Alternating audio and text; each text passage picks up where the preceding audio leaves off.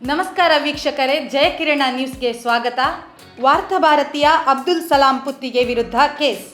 ತನ್ನ ವಿರುದ್ಧ ಕೋಮು ಸೌಹಾರ್ದ ಕದಡುವ ಮತ್ತು ಸಾರ್ವಜನಿಕ ಅಪಮಾನಗೊಳಿಸುವಂತಹ ವಿಡಿಯೋವನ್ನು ವಾರ್ತಾಭಾರತಿಯ ಯೂಟ್ಯೂಬ್ ಚಾನೆಲ್ನಲ್ಲಿ ಪ್ರಸಾರ ಮಾಡಿದ್ದಾರೆ ಎಂದು ಆರೋಪಿಸಿ ಭಾರತೀಯ ವೈದ್ಯ ಸಂಘದ ಪುತ್ತೂರು ಶಾಖೆಯ ಕಾರ್ಯದರ್ಶಿಯಾಗಿರುವ ಮನೋವೈದ್ಯರು ವಾರ್ತಾಭಾರತಿಯ ಪ್ರಧಾನ ಸಂಪಾದಕ ಅಬ್ದುಲ್ ಸಲಾಂ ಪುತ್ತಿಗೆ ಮತ್ತು ಸಿಪಿಎಂ ಮುಖಂಡರೋರ್ವರ ವಿರುದ್ಧ ಪೊಲೀಸರಿಗೆ ದೂರು ನೀಡಿದ್ದು, ನ್ಯಾಯಾಲಯದ ನಿರ್ದೇಶನದ ಮೇರೆಗೆ ಪ್ರಕರಣ ದಾಖಲಾಗಿದೆ. ಏಪ್ರಿಲ್ 25ರಂದು ಪುತ್ತೂರು ಸರ್ಕಾರಿ ಆಸ್ಪತ್ರೆಯಲ್ಲಿ ಕರ್ತವ್ಯದಲ್ಲಿದ್ದ ಡಾಕ್ಟರ್ ಆಶಾ ಜ್ಯೋತಿ ಪುತ್ತೂರಾಯರಿಗೆ ವ್ಯಕ್ತಿಯೊಬ್ಬರು ತೊಂದರೆ ನೀಡಿದ್ದರು ಎಂಬ ಆರೋಪ ಕೇಳಿಬಂದಿತ್ತು. ಈ ಕೃತ್ಯವನ್ನು ಖಂಡಿಸಿ ಐಎಂಎ ಪುತ್ತೂರು ಶಾಖೆಯ ವತಿಯಿಂದ ಐಎಂಎ ಕಾರ್ಯದರ್ಶಿಯೂ ಆಗಿರುವ ದೂರುದಾರರು ಪ್ರತಿಭಟನೆ ನಡೆಸಿ ಆರೋಪಿಯ ವಿರುದ್ಧ ಕ್ರಮ ಕೈಗೊಳ್ಳುವಂತೆ ಆಗ್ರಹಿಸಿದ್ದರು.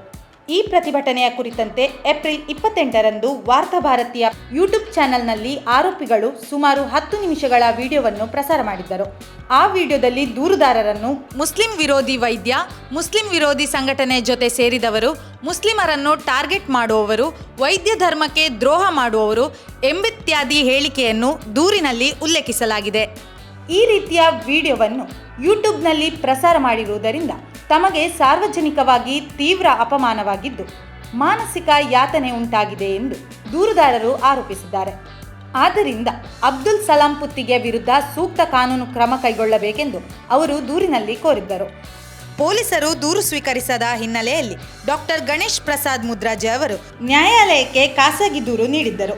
ನ್ಯಾಯಾಲಯವು ವಿಚಾರಣೆ ನಡೆಸಿ ಆರೋಪಿಗಳ ವಿರುದ್ಧ ಪ್ರಕರಣ ದಾಖಲಿಸಿ ತನಿಖೆ ನಡೆಸುವಂತೆ ನಿರ್ದೇಶನ ನೀಡಿತ್ತು. ಈ ಹಿನ್ನೆಲೆಯಲ್ಲಿ ಪೊಲೀಸರು ಪ್ರಕರಣ ದಾಖಲಿಸಿಕೊಂಡಿದ್ದಾರೆ. ಹೆಚ್ಚಿನ ಸುದ್ದಿ ಮಾಹಿತಿಗಳಿಗಾಗಿ ಜಯಕಿರಣ ಯೂಟ್ಯೂಬ್ ಚಾನಲ್ ಅನ್ನು ಸಬ್ಸ್ಕ್ರೈಬ್ ಮಾಡಿ.